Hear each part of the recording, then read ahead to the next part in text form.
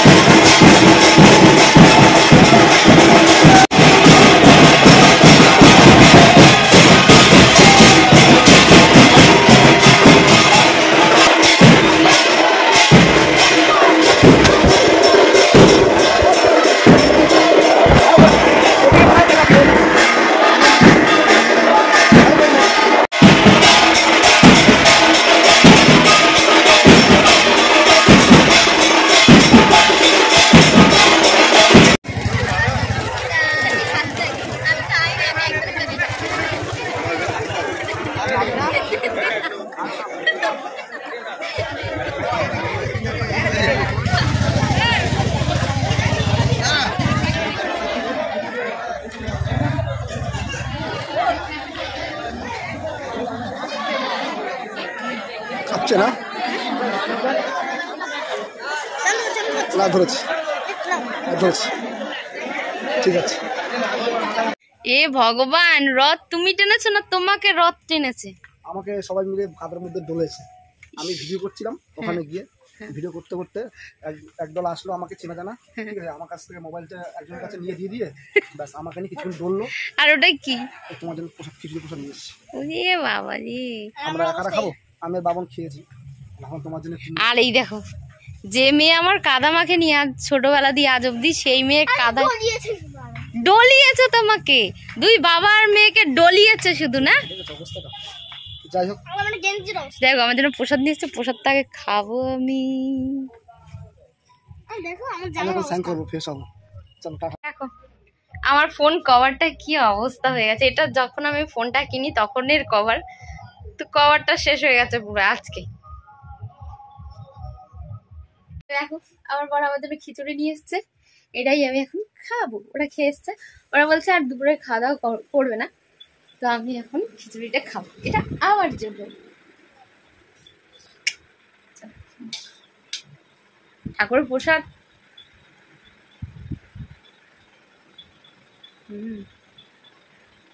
সত্যি অনেক টেস্টি।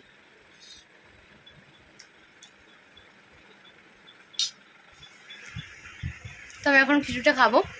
তো আজকে সারাদিনের ভিডিওটা তোমাদের কেমন লেগেছে আর কমেন্ট করে জানিও। যদি ভালো লাগে তাহলে একটু লাইক করে, কমেন্ট করে, শেয়ার করে, আর অবশ্যই আমার চ্যানেলটাকে সাবস্ক্রাইব করে নিয়ে নোটিফিকেশনটাকে অবশ্যই অল করে দেবো। তো চলো টাটা, দেখা হবে পরের ভিডিওতে।